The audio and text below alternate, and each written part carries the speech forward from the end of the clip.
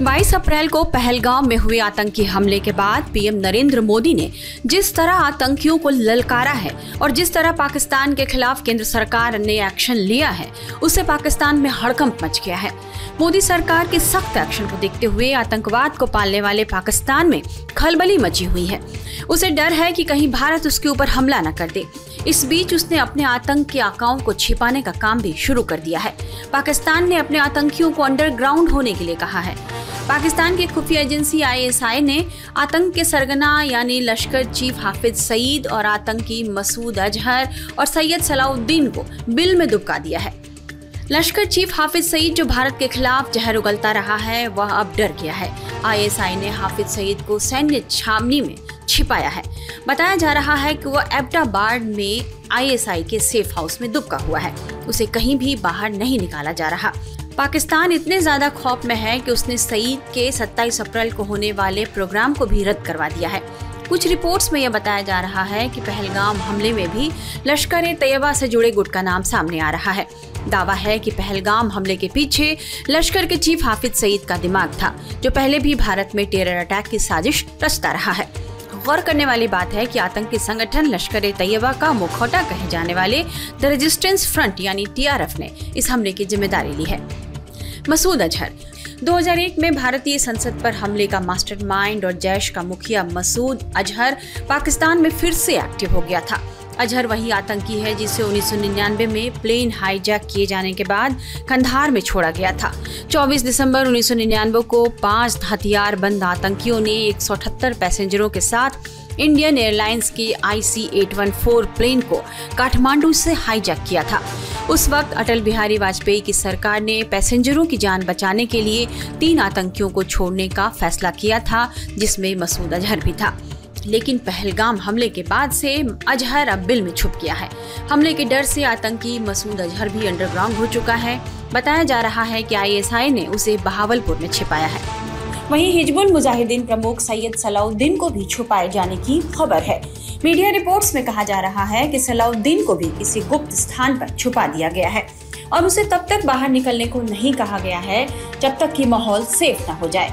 भारत के खिलाफ कई आतंकी साजिश रचने वाले आतंकी संगठन के सरगना को न केवल पाकिस्तानी सरकार और पाकिस्तानी सेना से शह मिलती रही, बल्कि ISI भी इसे शह दे रही थी। कश्मीर घाटी में अशांति फैलाने के लिए वह धन मुहैया कराकर भारत सरकार के खिलाफ युद्ध छेड़ने की साजिश भी रचता रहा है।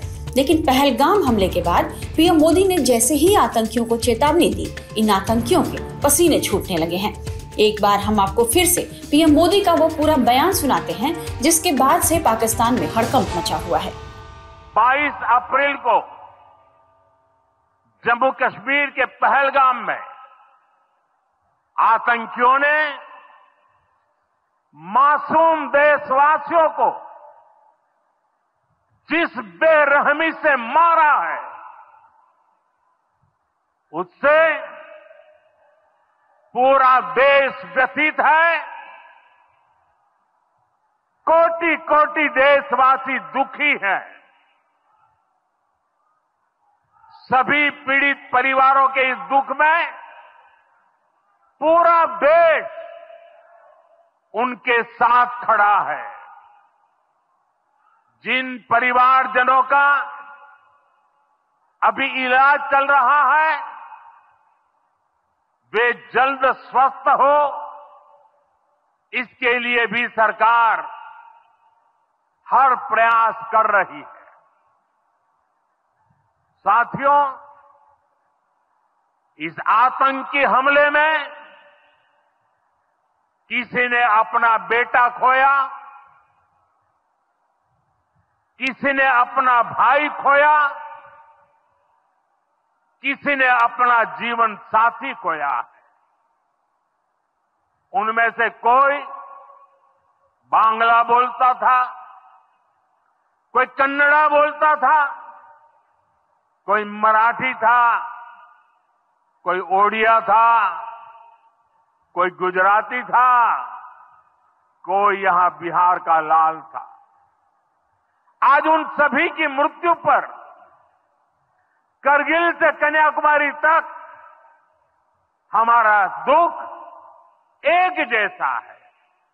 हमारा आक्रोश एक जैसा है। ये हमला सिर्फ निहत्थे पर्यटकों पर नहीं हुआ है।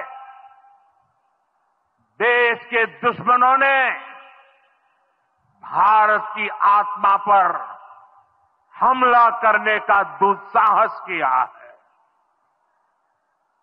मैं बहुत स्पष्ट शब्दों में कहना चाहता हूं, जिन्होंने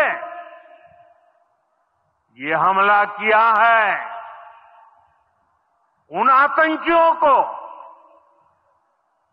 और इस हमले की साजिश रचने वालों को उनकी कल्पना से भी बड़ी सजा मिलेगी। सजा मिलकर के रहेगी।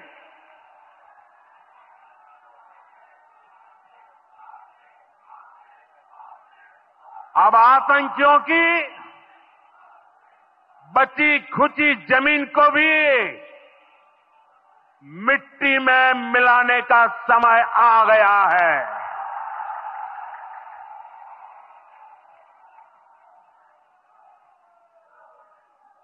एक सौ चालीस करोड़ भारतीयों की इच्छा शक्ति अब आतंकी आकाओं की कमर तोड़ कर रहेगी।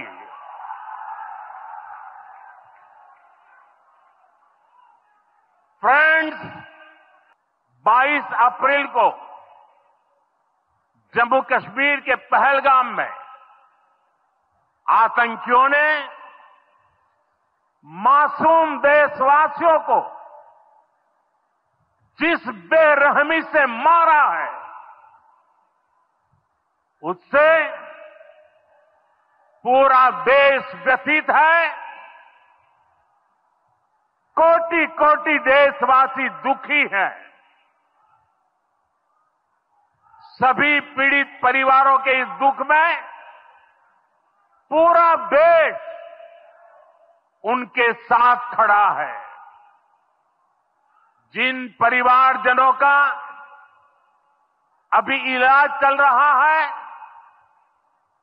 वे जल्द स्वस्थ हो, इसके लिए भी सरकार हर प्रयास कर रही है।